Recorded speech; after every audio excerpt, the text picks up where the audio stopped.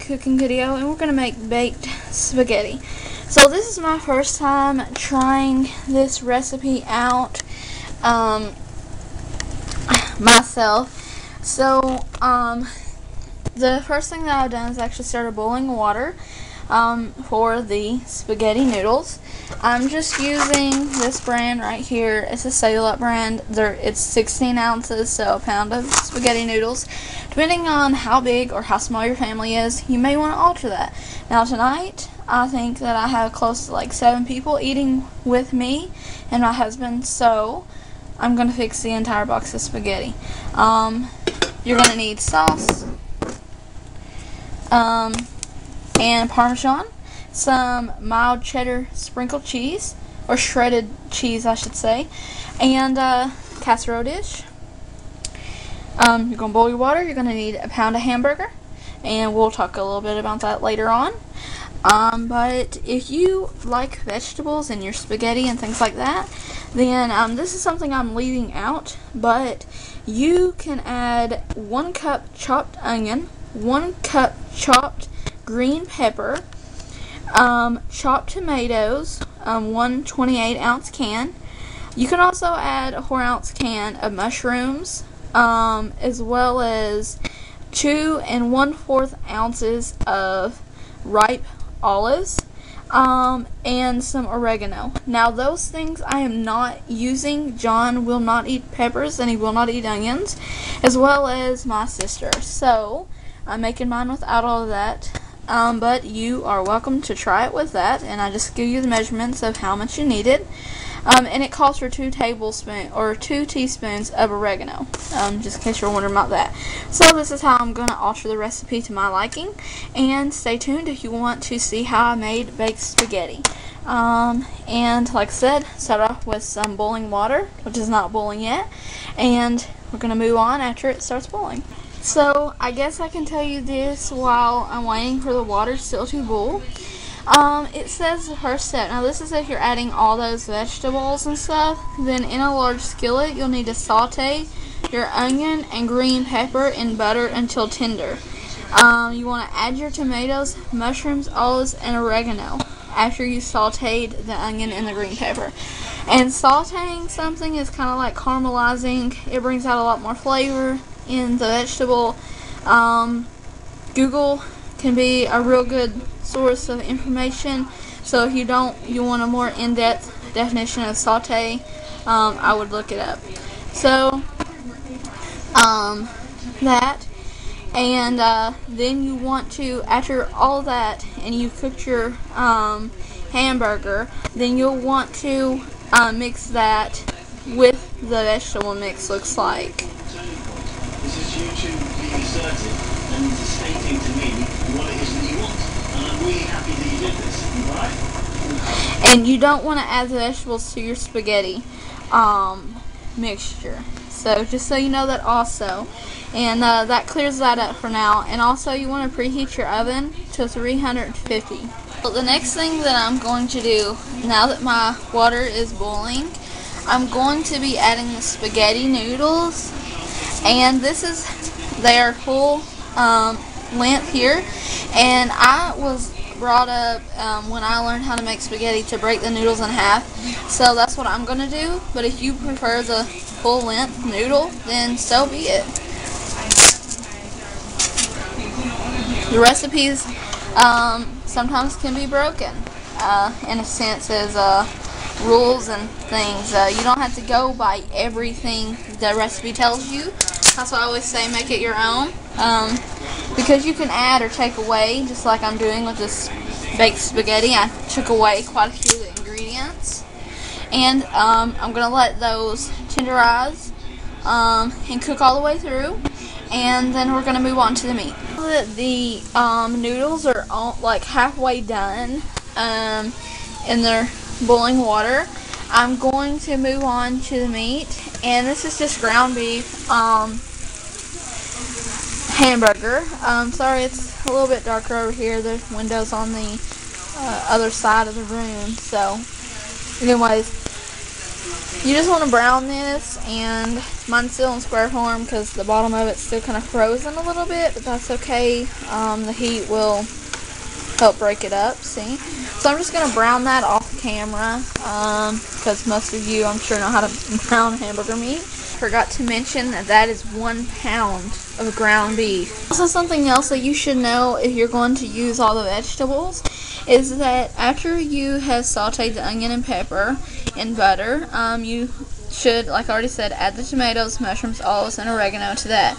Then you want to add your ground beef if desired. Simmer uncovered for 10 minutes, all of those things together. Here I have already drained the spaghetti noodles as well as the hamburger meat, and because I'm not adding vegetables, I'm making mine like a regular spaghetti. If you don't add your vegetables and all that in yours either, then I suggest probably making it this way. So next I'm going to be adding sauce to my mix. I am going to stir this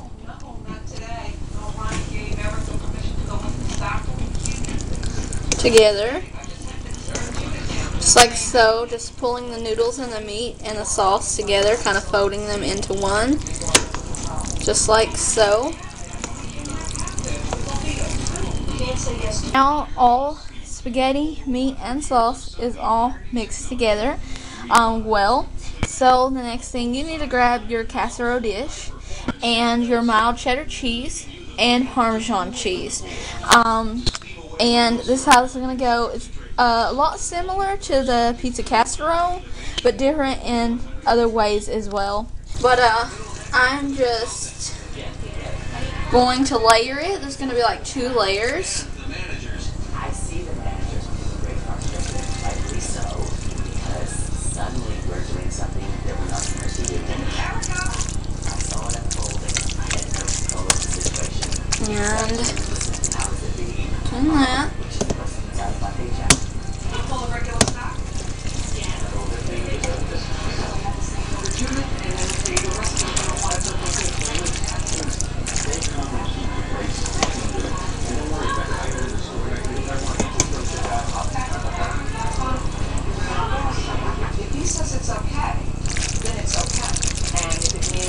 Okay, so after you have your first layer, this is what you're going to do. You're going to take your mild shredded cheddar cheese and sprinkle on a layer.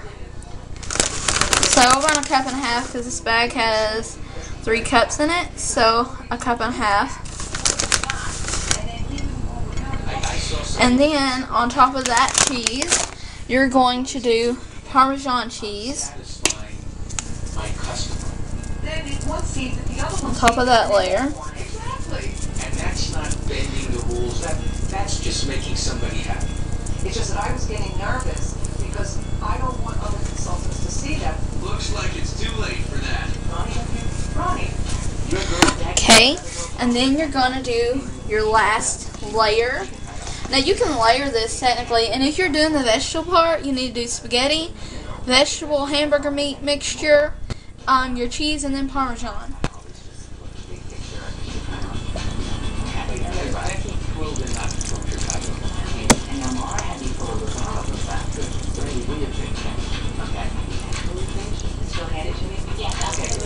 You have all your mixture layered out like this, or with your vegetables. Remember, spaghetti and sauce mix, then your hamburger and vegetables, then your cheese, and then your Parmesan cheese. So that's that, how you're going to do the vegetable one more time. Then we're going to do the rest of the cheese. And when the bride is happy about the dress, Parmesan cheese, another layer of that.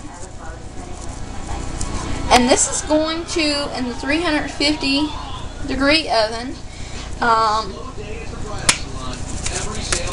is going to bake for anywhere from 30 to 35 minutes, or until everything is melted, pretty much all the cheeses. I'm putting extra Parmesan because Jonathan absolutely loves it.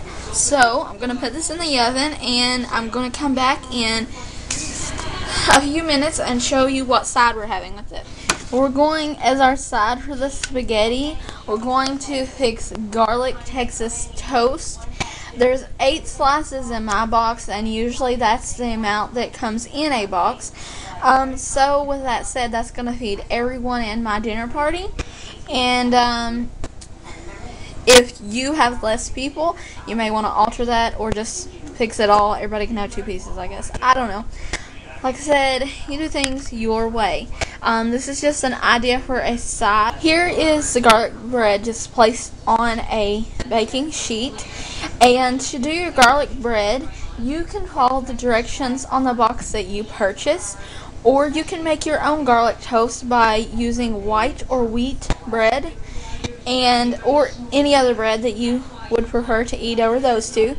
And you'll want to toast it to your liking, and make a little butter and garlic concoction, which I make my own garlic toast all the time.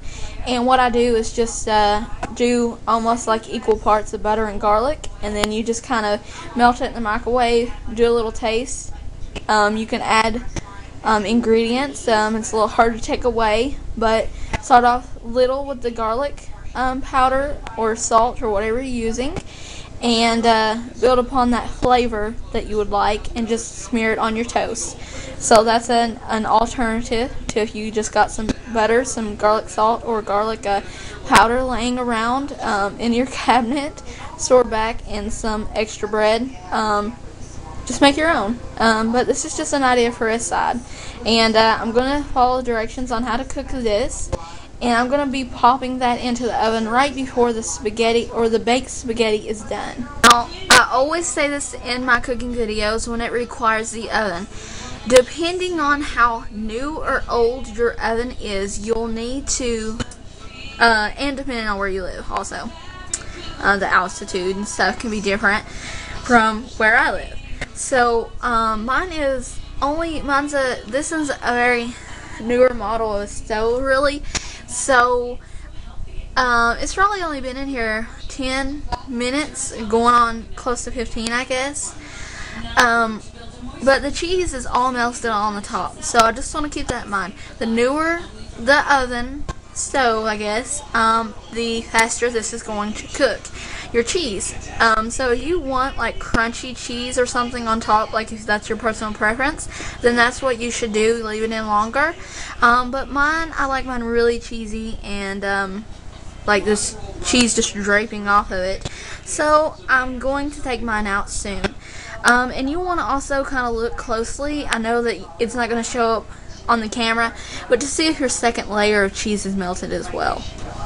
So with that said, I'm getting ready to throw the garlic bread in and pull that out. Here you can tell the finished baked spaghetti dish as well as the finished garlic bread. So together that's what that looks like. I'm not going to take any out right now and put the bread with it or anything right this second. We're not eating right away. We're just visiting, and then we are going to eat. But this is what the finished product looks like. Hope you guys enjoyed this another recipe from me, and thank you guys for watching. And don't forget to tell me down below in the comments if you tried this or if you're even going to. But anyways, thank you guys again, and enjoy this meal.